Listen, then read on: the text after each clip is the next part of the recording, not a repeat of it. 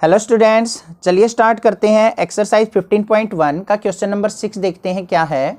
Statement देखेंगे। A courier person cycles from a town to a neighbouring suburban area to deliver a parcel to the merchants. उसने क्या कहा है, एक courier person है, डाकिया, साइकिल से चलता है एक कस्बे से, एक शहर से, एक एरिया से चलता है और वो सबर्बन मतलब गाँव के एरिया में जाता है उनके पार्सल्स को देने के लिए मर्चेंट्स को। His distance from the town at different time, अलग अलग टाइम पे अलग अलग टाउन का डिस्टेंस जो है वो हमारा ग्राफ के द्वारा शोन किया गया है, मतलब ग्राफ द्वारा दिखाया गया है। तो हमें डिफरेंट डिफरेंट क्वेश्चंस के आंसर देने हैं बाय यूजिंग दिस ग्राफ। इस ग्राफ का यूज करते हुए हमने कुछ आंसर्स देने हैं।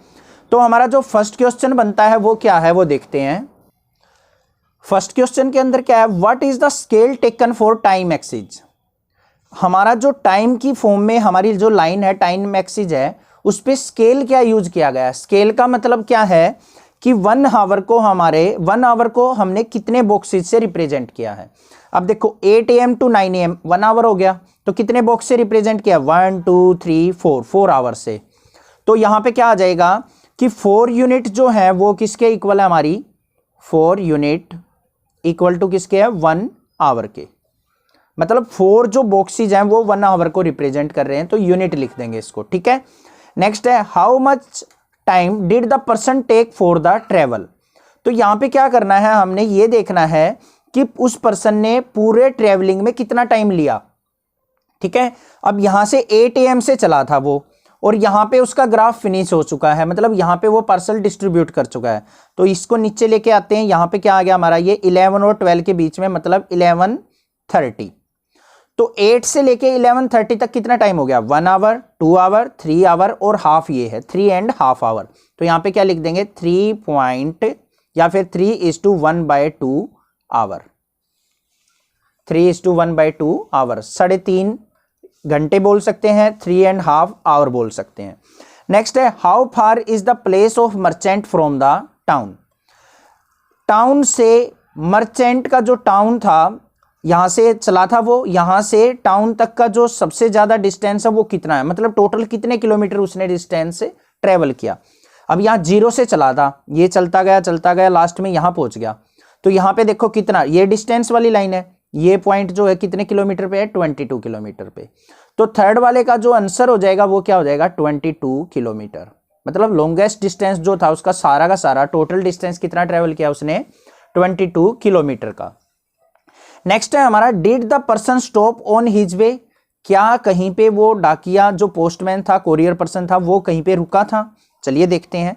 यहां से चलता रहा, इस पॉइंट पे आके देखो, टाइम 10 AM पे वो 16 किलोमीटर पे था, और 10:30 यहां पे भी 16 किलोमीटर पे था। तो इस टाइम के दौरान क्या है, वो उसने मूव नहीं किया, यहां पे वो क्या रहा, 16 किलोमीटर पे रहा, तो यहां पे रेस्ट किया उसने। तो यहां पे क्या लिखेंगे, यस बिटवीन 10 to 10:30।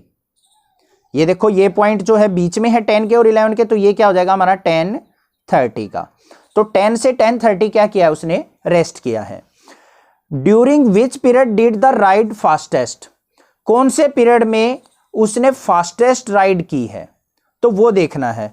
अब देखो 8 से 9 कितने किलोमीटर चला वो, 10 किलोमीटर। 9 से 10 वो 10 से 16, मतलब यहां पे चला है 6 किलोमीटर, यहां पे चला है 10, यहां पे फिर चला ही नहीं है। यहां से यहां कितना चला है, 16 से 22, मतलब 6 किलोमीटर। तो फास्टेस्ट कौन से में, ज्यादा डिस्टेंस कौन से में ट्रेवल किया, 10 किलोमीटर का। तो यहां पे आ जाएगा हमारा 8 to 9 AM। 8 to 9 AM उसने 10 किलोमीटर का डिस्टेंस ट्रेवल किया, तो ये हो गया हमारा फास्टेस्ट डिस्टेंस। आई होप आपको ये सारे के सारे पार्ट्स क्लियर हो गए होंगे। कोई भी डाउट अगर आपको लगता है तो आप मुझे कमेंट कर सकते हैं, अदरवाइज इस चैनल को सब्सक्राइब कीजिए, लाइक कीजिए और अपने क्लासमेट्स को जरूर शेयर कीजिए, क्योंकि आने वाली क्लासेज की वीडियो भी आपको इस चैनल पे मिल जाएंगी। नेक्स्ट देखते हैं अपना क्वेश्चन नंबर 7। क्वेश्चन नंबर 7 की स्टेटमेंट का पढ़ेंगे, क्या है, can there be a time temperature graph as follow, justify your answer. यहां पे हमारे पास कुछ ग्राफ्स गिवन है, तो ये बताना है कि इनमें से कौन से ग्राफ पॉसिबल है और कौन से नहीं है, और कौन सा पॉसिबल क्यों नहीं है, रीजन बताना है। चलिए फर्स्ट ग्राफ पे चलते हैं। फर्स्ट ग्राफ पे क्या है, यहाँ पे क्या है, टाइम गिवन है, वर्टिकली हमारा टेम्परेचर गिवन है और ये हमारी ग्राफ गिवन है। अब देखो टाइम जैसे जैसे बढ़ता जा रहा है टेम्परेचर वैसे वैसे इंक्रीज होता जा रहा है। ऐसा ही होता है हमारा, सुबह टेम्परेचर कम होता है, जैसे जैसे हमारे आवर्स इंक्रीज होते जाते हैं दोपहर के टाइम टेम्परेचर इंक्रीज होता चला जाता है। तो ये तो ग्राफ पॉसिबल है। तो ये क्या आ जाएगा हमारा, इंक्रीज इन टेम्परेचर को डिनोट कर रहा है, ये इंक्रीज इन टेम्परेचर को यहां पे लिख देंगे शोइंग इंक्रीज इन टेम्परेचर। ठीक है, सेकंड वाले पे चलते हैं। अब यहां पे देखो क्या है, ये टाइम वाली लाइन है, ये टेम्परेचर वाली लाइन है। अब जैसे ही हमारे 2-3 बज जाते हैं, 2-3 PM होते हैं दोपहर के बाद, उसके बाद जैसे जैसे शाम होती चली जाती है तो टेम्परेचर दोबारा डिक्रीज होना स्टार्ट हो जाता है। तो यहां पे क्या दिखा रखा है, पहले तो ज्यादा टेम्परेचर था फिर कम होता चला गया। तो यहां पे क्या शो कर रहा है, ये showing decrease in temperature, temperature decrease को शो कर रहा है। तो ये भी ग्राफ पॉसिबल है। थर्ड ग्राफ पे चलते हैं। थर्ड ग्राफ के अंदर क्या है, ये टाइम है, ये टेम्परेचर है, एकदम से इसने हाईएस्ट टेम्परेचर दिखा दिया। ऐसा तो हो नहीं सकता, टेम्परेचर धीरे धीरे तो इंक्रीज होता है। अब जैसे सुबह कम होता है 30 डिग्री सेल्सियस है, दिन में मान लिया 11 बजे देखते हैं हम, मान लिया हो गया हमारा 40, और 12 और 1 o'clock पे देखते हैं मान लिया हो गया 45। धीरे धीरे तो इंक्रीज होता है। ऐसा तो नहीं है कि मतलब सुबह उठते ही बहुत ज्यादा टेम्परेचर इंक्रीज हो गया एकदम से। तो ये ग्राफ जो हो जाएगा हमारा इम्पॉसिबल हो जाएगा। तो यहां पे क्या लिख देंगे इसको, नॉट पॉसिबल, नॉट पॉसिबल। और रीजन भी आपको पता चल गया कि सडन जो है टेम्परेचर इंक्रीज नहीं हो सकता। नेक्स्ट बात करते हैं फोर्थ की। यहां पे क्या है, टाइम है और ये है हमारा टेम्परेचर। कांस्टेंट टेम्परेचर बिल्कुल हो सकता है। अब रात के टाइम है, जैसे मान लिया हम बात कर ले कि 8 PM से 9 PM टेम्परेचर जो है मान लिया हमारा 20 डिग्री सेल्सियस रहा। हाँ, हो सकता है 1 आवर के लिए या 2 आवर्स के लिए टेम्परेचर सेम रह जाए, ऐसा कोई इम्पॉसिबल नहीं है ये। तो ग्राफ जो है हमारा कांस्टेंट हो सकता है। तो यहां पे किसको शो कर रहा है, ये कांस्टेंट टेम्परेचर को, मतलब टेम्परेचर फिक्स रहा कुछ टाइम के लिए। तो ये ग्राफ भी हमारा पॉसिबल है। तो थर्ड ग्राफ हमारा इम्पॉसिबल ग्राफ है जिसको हम नहीं ड्रॉ कर सकते, इससे हमारी कोई भी वैल्यू रिप्रेजेंट नहीं हो सकती।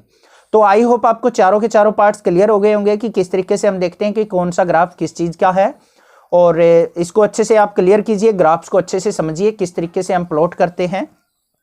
कोई भी डाउट अगर आपको आता है ग्राफ्स में तो आप मुझे कमेंट कर सकते हैं, मैं आपको जरूर हेल्प करूंगा। अदरवाइज इस चैनल को सब्सक्राइब जरूर कीजिए, अपने क्लासमेट्स को जरूर बताइए इस चैनल के बारे में, क्योंकि क्लासेज 6 से लेके 12 तक मैं कंप्लीट सिलेबस एनसीईआरटी का आपको इस पे देने वाला हूं और साथ में आपको साइंस की वीडियोज भी आपको इस चैनल पे मिल जाएंगी। आई होप आपको वीडियो अच्छी लगी होगी, कमेंट करके जरूर बताइए। आपको चैनल पे हर एक वीडियो पे कमेंट कीजिए, अगर आपको अच्छी वीडियो लगती है तो लाइक कीजिए, अपने क्लासमेट्स को जरूर शेयर कीजिए। Thank you students for your help for this channel, thank you.